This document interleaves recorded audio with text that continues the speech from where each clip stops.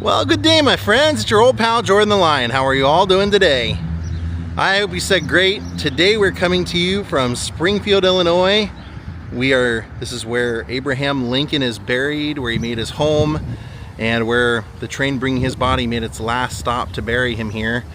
We're going to check out his presidential library and museum. I've heard nothing but great things, so let's check it out. Days with Jordan the Lion and you all. It begins right now.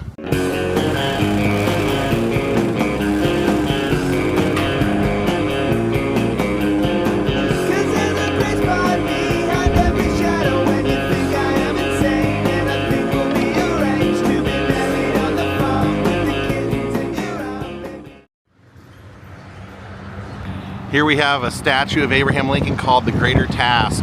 Why should there not be a patient confidence in the ultimate justice of the people? Is there any better or equal hope in the world? So the building over here is the Abraham Lincoln Presidential Library, and this is the Abraham Lincoln Presidential Museum. So we're going to try and hit both today. Here we are. Wow, look at this. The Lincoln family. I love wax figures.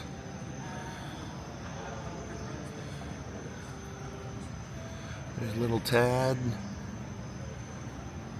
Mary Todd, Robert.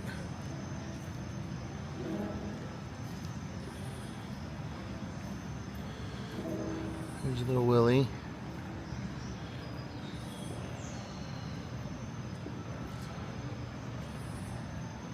These are really good. Of course, they lost Eddie when he was a baby.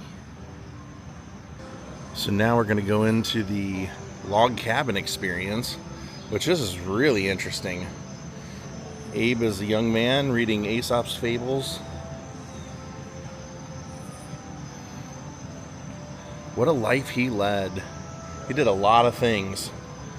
They have a map of kind of all the places that he made his life, from Indiana, being kicked in the head by a horse, it says, apparently killed for a time in 1818.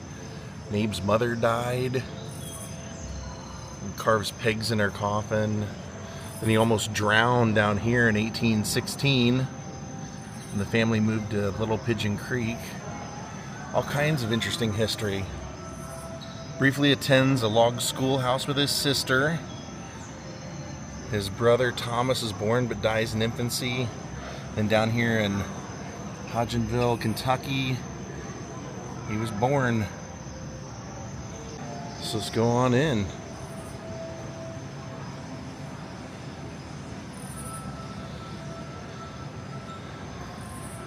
Says it was a great folly to make anything in early life, the adult Lincoln told a campaign biographer in 1859.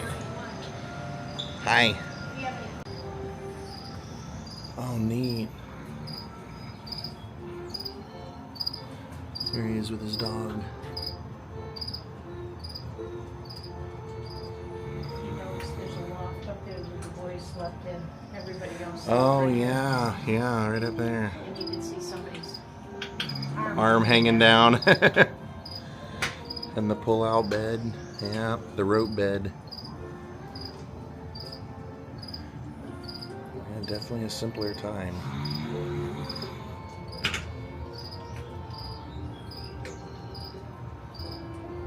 And I guess you can try on the hat and stuff in there if you want, for like a photo op.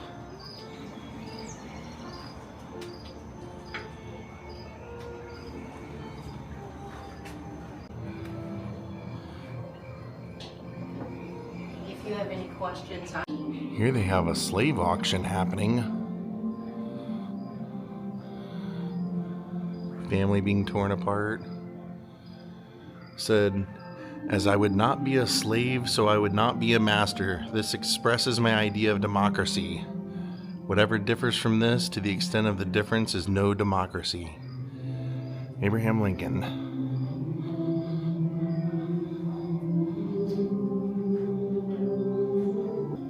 This is really cool how they depict all the early life.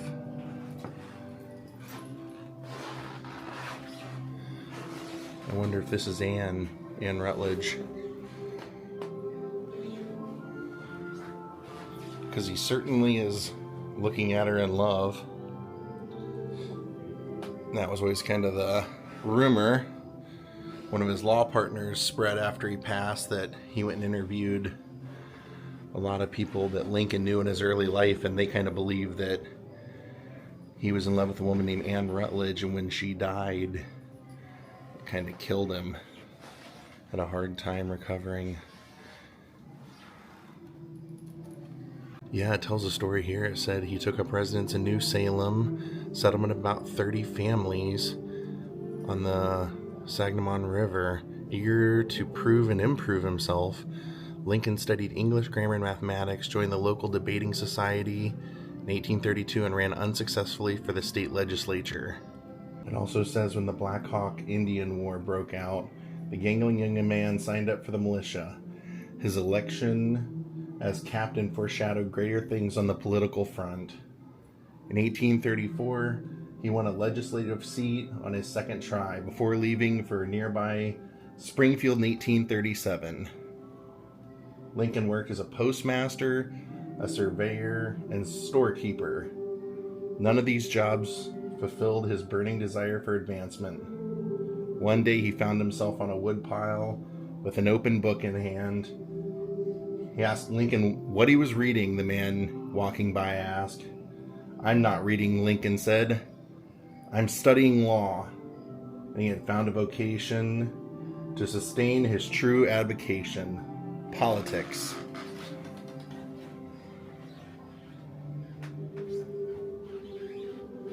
Then here he is with Mary Todd Lincoln.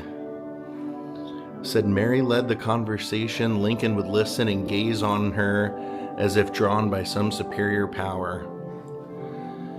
Yeah, apparently her family didn't care much for him. It was said they thought maybe he wasn't good enough pedigree for her. She came from kind of a nice family. They fell in love. One of his friends once said, "Why do you let her go off and scream at you the way she does?" Because I guess she would have temperamental fits. And he said, "If you knew how much good it does her and how little damage it does me, you'd understand why I put up with it." So here's Edward's headstone. Little Edward Lincoln. He was buried outside of town at a cemetery that doesn't exist anymore. And when they moved his body, Mary Todd Lincoln gave them permission to flip this over, and it sat at the foot of the Edwards burial plot, which was a family, part of her family. And people didn't know that, or they didn't know that it was her family until one day someone flipped it over and saw that it was actually Eddie's headstone. So they made a big to-do about it. She was still alive, and I guess they ultimately decided that it should go here. Here's a letter written by Willie Lincoln while on vacation. This is the doorknob used on the Lincoln house during the period of when they moved here. Their neighbor Johnny Roll removed and kept it when he worked on the family's second renovation in 1849. It says this is one of the few surviving letters between Abraham and Mary, and he's writing it when he was in his single term in Congress. He was visiting Mary's father in Kentucky, and he was saying that it captures him deeply missing the family and catching her up on his time alone in Washington. Then here's the debate at Knox College against Douglas. One of the interesting things is that Douglas actually courted Mary Todd Lincoln for a time. And she chose Abraham, much like the country did. This was Knox College in Illinois. On election day, Douglas had his last laugh, or did he? In losing to Lincoln, he had established a national reputation. Overnight, he became the least dark horse candidate for president in 1860. Now we go in here. This is the Lincoln family, and you can tell that Abraham is basically relaxing on the couch reading. and he's letting the kids just run amok, and that was basically what they said happened. No joke, they said it wasn't uncommon for Tad to go chasing a goat through the house or disturbing presidential meetings. This is actually a recreation of the law office of Abraham Lincoln and James Herndon, or William Herndon. And Herndon's the one that did the research to find out about Anne Rutledge and wrote the book that made Mary Todd so upset. Yeah, in the White House, they just kind of run amok and disturb meetings, and Abraham Lincoln just thought it was okay. I mean, he was just letting them have fun, basically, you know, kids in the White House. On the plaque here, it said, William Herndon said, these children would come to our office and take down books, empty buckets, coal ashes, inkstands, gold pens, put them in a pile, then dance on the pile. Lincoln would say nothing, so blinded was he to his children's faults. Clearly. This says in the early 2000s, archaeologists uncovered this brick near the New Salem store that Abraham Lincoln worked at, dating from the mid-1830s. Suggests that Lincoln sold bricks as part of his business because it wasn't part of the structure. Said it emphasizes how Lincoln would have stocked a wide variety of practical items to foster the village's rising status. So that's William Herndon, who I talked about, who he had the law practice with for a time. Said they became law partners in 1844. Outliving his famous mentor, Herndon became a key figure in shaping Lincoln's legacy by crafting several influential but controversial essays and biographies. These are his dinner bell and glasses from his later days in Springfield. This looks like this is like a Whig tapestry. He was part of the Whig Party. It was the opposition to the Democrats of the day, but it collapsed in the 1850s. So far, I am really, really impressed. I love how they've made wax figures and depictions of all the stories. In the belief that this is in memory of Tim Russert. He can win in the Electoral College and take the White House without. He's doing kind of like a mock covering of the Lincoln presidential campaign. Illinois Republican. Because Tim Russert wasn't there in 1860, I promise you. Oh, this is interesting.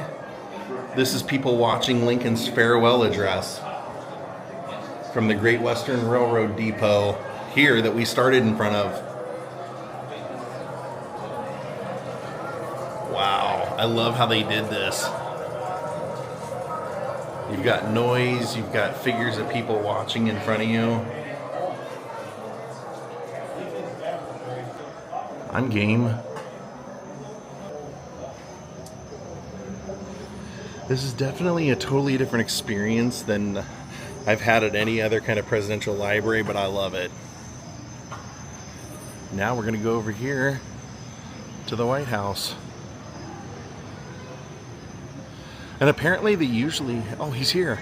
They have a guy that plays music. Oh, he's playing.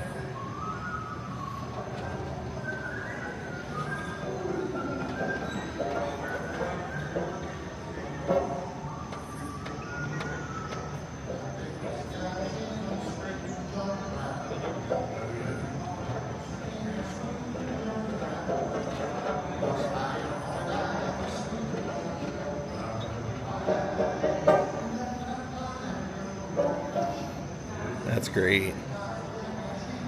All right. I'm excited. Here's George McClellan and Ulysses S. Grant.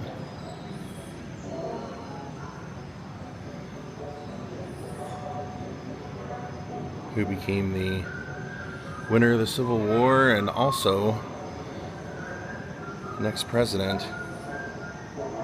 Sojourner Truth right here outside along with Frederick Douglass.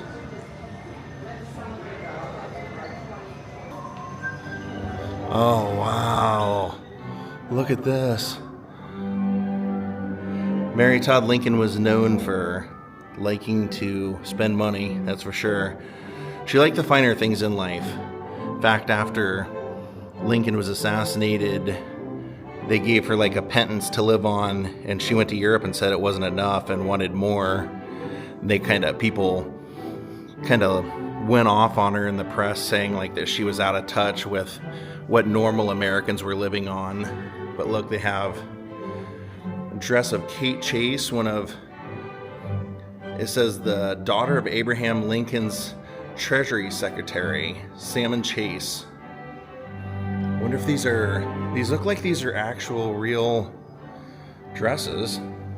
And then over here, this was Harriet Lane's.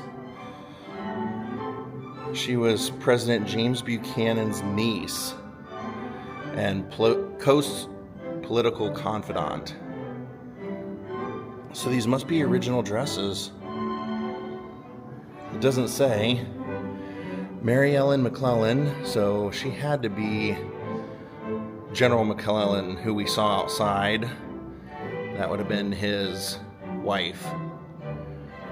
And then over here, Adele Douglas says she was the grandniece of former First Lady Dolly Madison and the second wife of Stephen Douglas, who went against Abraham Lincoln. Now that's interesting. I didn't notice this when we came in, that we just saw Mary. I mean, it's almost like the perfect setup. In reality, this is all the public would have known, but behind the scenes, there was really someone helping her get ready, do everything. Now, let's see what we have in here. I am just loving this place. This is absolutely amazing. The war begins.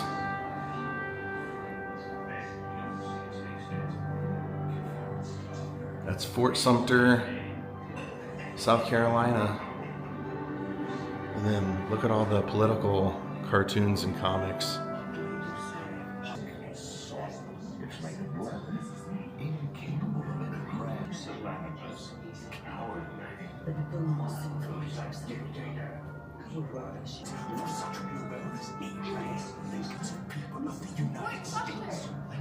You can spend quite a lot of time in here. It's kind of like a Beetlejuice room in a way. Everything's kind of odd shaped, which I love. Then there's a bust of Lincoln right here. And he's just looking straight down for some reason. And as you can hear, there's a field trip here.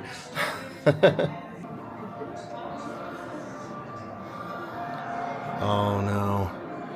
This is the death of Willie. You see Willie in the bed with Mary Todd and Abraham coming in the doorway.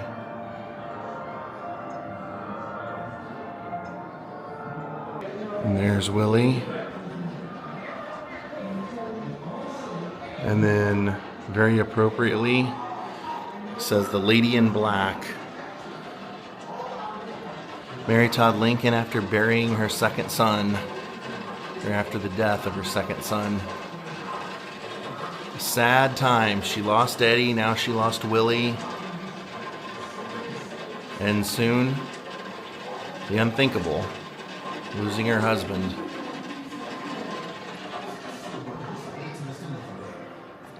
I heard it just the same. Emancipation. Freedom. Oh, Mr. Lincoln's gonna set our brothers and sisters free. He doesn't even need Congress. He's gonna issue a proclamation. Pay no attention to what you hear in this house. Believe what they do, not what they say. Ain't no way any white president is gonna set black folk free. Nowhere, no how. Besides, the other white folk wouldn't stand for it anyway. See. Wow, this is absolutely amazing. Look at this. Oh my gosh.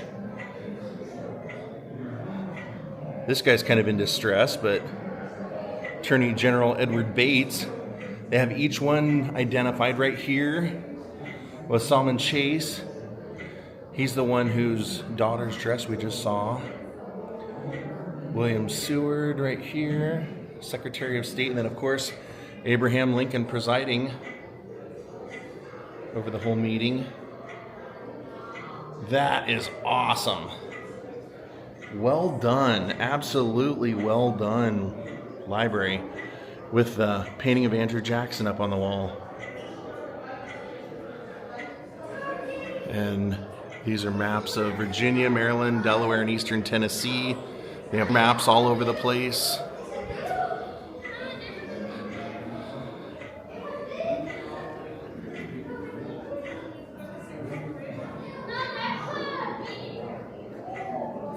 Oh, wow. Look at this. There's like holograms all over the walls.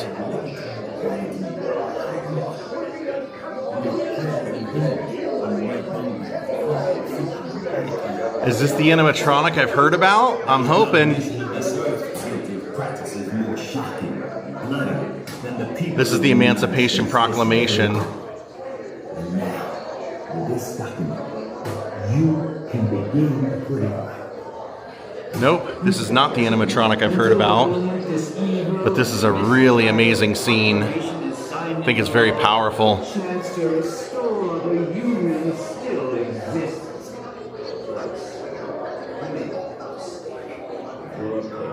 Touch that parchment, you'll be signing the...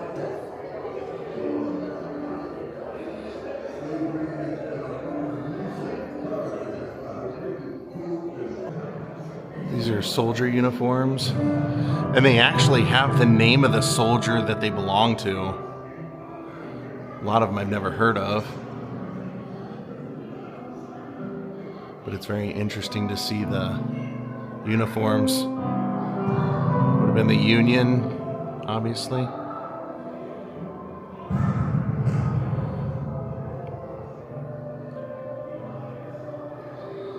And then this is the Confederates.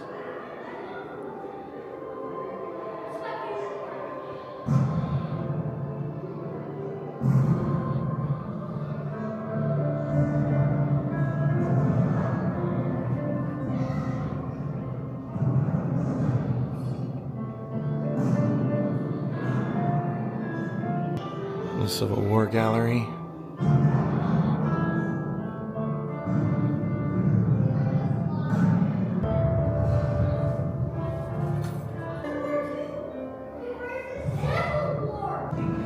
In here we have the life masks, hands and face. And that last photo I showed you of the White House, that was actually a civilian brigade protecting the White House because so many soldiers were out fighting the war. And then that's 1865. The other one was from 1860. You could tell how much he's aged in just 5 years.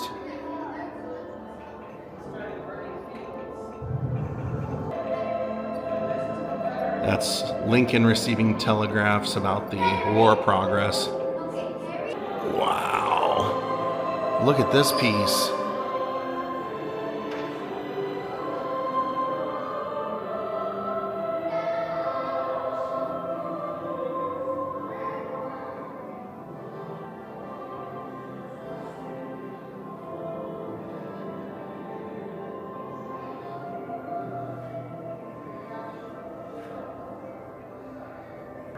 Check this out. Oh, there's some a handwritten letter from his re-election. Oh, it's a letter to McClellan. Wow, the general. I love all the paintings depicting the big moments.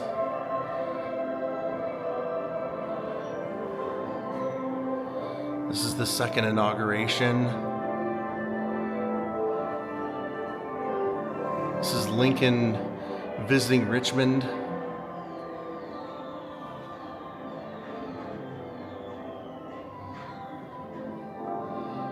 This is in 1865 when he asked him to play Dixie for him. And then that's a painting of Abraham Lincoln finding out that Robert E. Lee is surrendering. And then this was the last speech in 1865. And a celebration that war is over.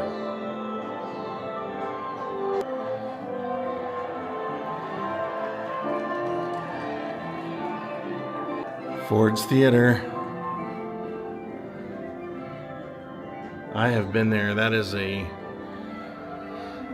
very harrowing experience. There's Booth. There was supposed to be a watchman there that had received a note to go away for a little while, and Booth was able to sneak in while the president was watching the play. And they depict pretty much the whole thing when you go there. Yes.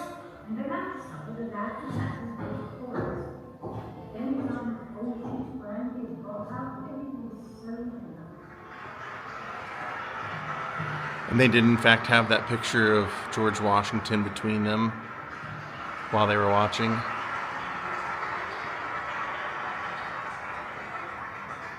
Definitely worth a visit if you can get there.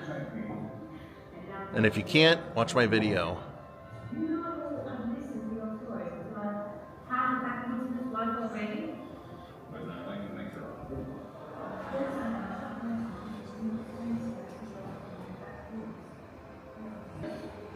Lincoln's long trip home. Oh, wow. Wow. Oh my gosh. Lying in state. That is amazing how they've recreated this. And that's it looks like an exact replica of what I've seen of his first casket. When I went to historic auto attractions in Roscoe, Illinois, they have the handles from this, and I was like, how did they get the handles? I'm so confused. And then when I read about all the issues they had out at the tomb when they made the sarcophagus was not big enough to hold this casket. So they actually took President Lincoln out of this beautiful black casket with the sterling silver handles and trim and everything, and they put him in a different casket so that they could fit him in the sarcophagus. So that's probably how they got the handles. I don't know where the rest of the casket is, but sad time. He really was a great leader. Many men that knew him or worked under him or in politics at the time said he was the man for the time.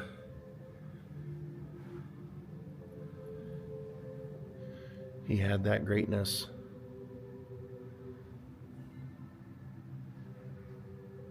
Wow. I've just absolutely loved this tour. Wow.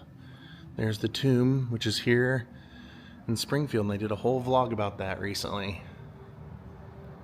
After he died, Mary Todd Lincoln was not well liked around here and went into seclusion, and she would keep her curtains drawn, and the neighborhood kids would come by and harass her, kind of yelling names and calling her names through the window. So she took Tad and they went and basically lived in Europe most of the time.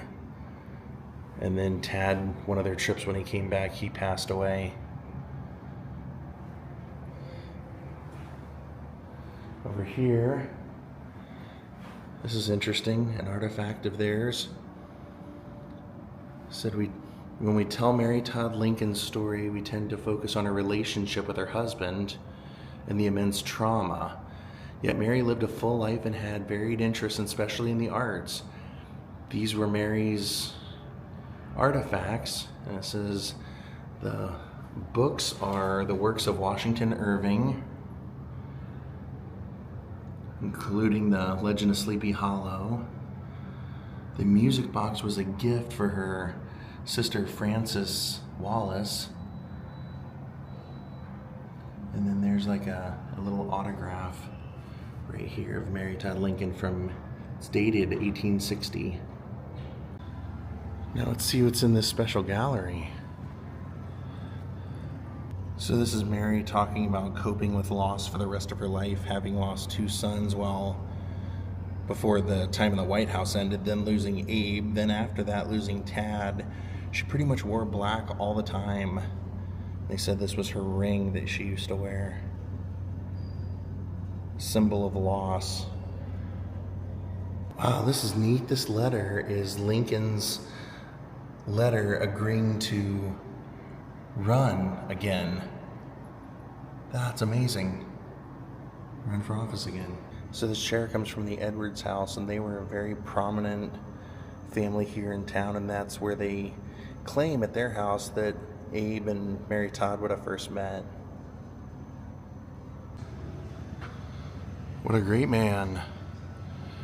Springfield is just loaded with his history if you want to find out more. There, as you drive through the city, there are statues of him, murals, historic signs. You'll see new businesses in his old law offices. I drove through here and saw several law offices that he had with different people. I can't speak highly enough about this place, though. This has been a pretty incredible experience. All right, I thought they had an animatronic Lincoln that talked and everything, and I didn't see it, so I asked, and they kind of looked at me all confused. Well, my friends, I loved this trip to the Abraham Lincoln Presidential Library and Museum. If you can get here, I know I've said it a million times in this video, definitely do. It's so worth it, and it's only $15. Have a great night, and goodbye.